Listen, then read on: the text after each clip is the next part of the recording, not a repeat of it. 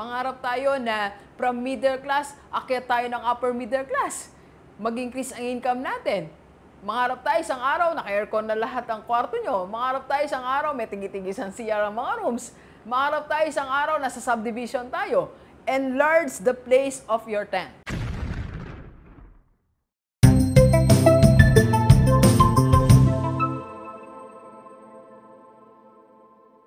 Okay, so deliver, share ko lang sa inyo ang aming topic last Sunday kasi anniversary ng church namin. Happy anniversary po sa lahat ng aking churchmate at kay Pastor Abner Abanes, Ate Lolet. Salamat po. Let's go, let's go. Okay, so share ko lang ang aming verse na ginamit kahapon at ito'y magiging tema namin sa buong taon because of our anniversary. So matatagpuan po to sa Isaiah. So bukas nyo na lang sa inyong Bible, sundan nyo na lang po ako, no? So sa Isaiah chapter 54 verse 2, basahin ko po. Enlarge the place of your tent. Stretch your tent curtains wide. Do not hold back. Lengthen your cords. Strengthen your stakes. So, ang ganda po, no? So, tingnan natin, i-apply natin sa sarili natin, sa family natin, at sa ating business o sa ating career. Okay? So, first, enlarge the place of your tent. Enlarge natin sa sarili natin. Enlarge natin yung dream natin. Enlarge natin yung kaya natin gawin as a person. So, enlarge natin. For example, mangarap tayo na isang araw tayo naman ang department head. Mangarap tayo na isang araw ikaw naman ang manager. Mangarap tayo isang araw na 6 digits na ang ating income. Mangarap tayo isang araw sa lahat ng mga OFW nandito ka na sa Pilipinas na nagninegosyo ka. So, mangarap tayo na isang araw achiever ka. Isang araw ikaw na ang top 1, kasama ka sa top 10 kung saan ka man belong. Okay? So, enlarge the place of your tent. Enlarge your dream as a person. Tingnan mo yung sarili mo. Lawakan mo pa. Kaya pa yan. Lawakan mo pa yung gusto mong gawin sa sarili mo. Huwag mong ilimit ang sarili mo dyan sa 4 corners of your office. Huwag mong ilimit ang sarili mo dyan lang sa lugar nyo, dyan lang sa barangay nyo. Enlarge the place of your tent. Okay? So, second, sa family natin, enlarge the place of your tent. Enlarge din natin yung dream, yung gusto natin mangyari sa family natin. Kung gusto mo mag-travel kayo, enlarge your travel dream, di ba? So, hindi lang laging sa probinsya natin. Mag-travel tayo outside with your family. Punta tayo ng Hong Kong. Yan po kasi una kong napuntahan eh. Hong Kong. Magpunta tayo sa ibang lugar na kaya ng budget natin. Enlarge the place of your tent. Mangarap din tayo na magkaroon tayo ng maginhawang buhay, na malaking bahay, na tigit-tigisang kwarto mga anak mo. Enlarge the place of your tent. Mangarap tayo na from middle class, akyat tayo ng upper middle class. Mag-increase ang income natin. Mangarap tayo isang araw, naka-aircon na lahat ang kwarto nyo. Mangarap tayo isang araw, may tigit-tigis ang CR ang mga rooms. Mangarap tayo isang araw, nasa subdivision tayo. Enlarge the place of your tent. Okay? Next, sa business naman natin. Enlarge the place of your tent sa negosyo natin. So, pangarapin mo na magkaroon ka dyan ng net income na revenue na 200,000, 500,000, 1 million. Why not? Diba?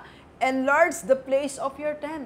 Mangarap tayo na magkaroon tayo ng malaking kliyente. Dati, alam nyo, nangangarap ako. Sabi ko, nung nagko-coach ako, paano kaya ako makapag-coach ng mga business owner? Paano kaya ako makapag-coach ng CEO? Pero ngayon, most of my clients, mga 40 to 50% CEO, business owners. So, enlarge the place of your tent. Mangarap tayo na magkaroon tayo ng millions. Mangarap tayo na magkaroon tayo ng branch. So, enlarge the place of your tent. Okay? So, for example, sa akin, sa IMG, sa Rockstar, enlarge the place of your tent. Alam nyo, nangarap ako, sabi ko, magkaroon lang ako ng office, kahit na hanggang Pampanga lang, kahit maliit lang, pero binigay ni Lord, enlarge. Saan ako mag-office ngayon ng IMG Rockstar Makati? Yan, see you sa Makati. Di ba? So, mangarap tayo.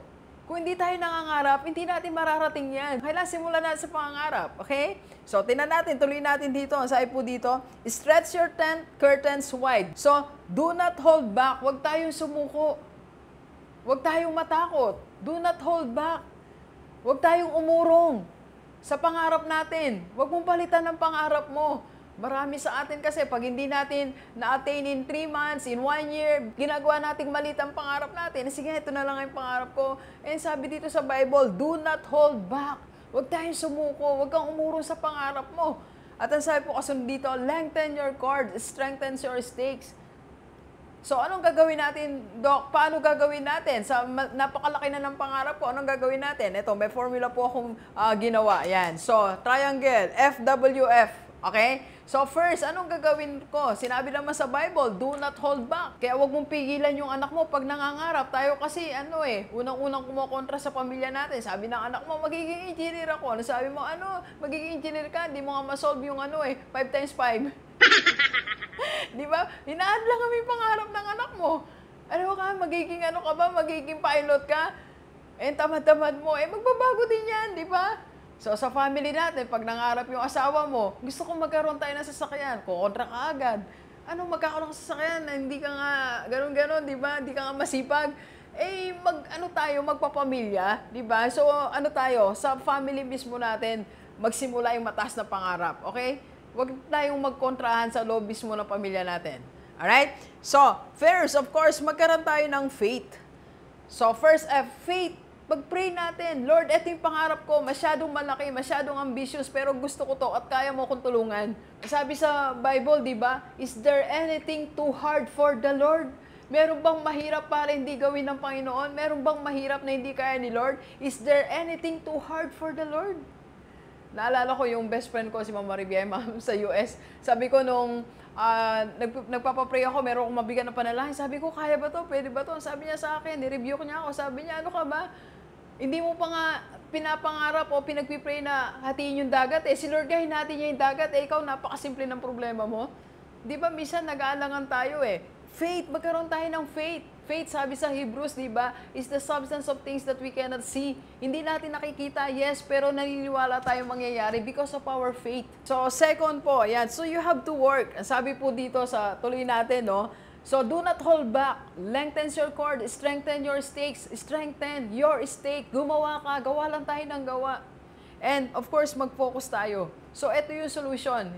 Faith, work, and focus dyan sa tent mo. Intindihin mo yung tent mo. Intindihin mo yung nakalagay mong tent. Paano mo yan may enlarge? Diyan ka mag-focus. Intindihin mo yung career mo. Intindihin mo pamilya mo. Huwag pamilya ng iba. Intindihin mo yung negosyo mo. Huwag negosyo ng iba. Mag-focus ka dyan. Okay? So, sa atin po lahat, again, reminder ni Rockstar, enlarge the place of your tent. Sarili natin, family, and business. And of course, your ministry sa church. Okay? Kaya natin yan. Let's go, let's go. Kapi po tayo. Kapi po. Thank you for watching. We are inviting you to attend our free webinar on how to save and invest the right way and how to avail sa Kaiser. PM na sa personal FB ko po.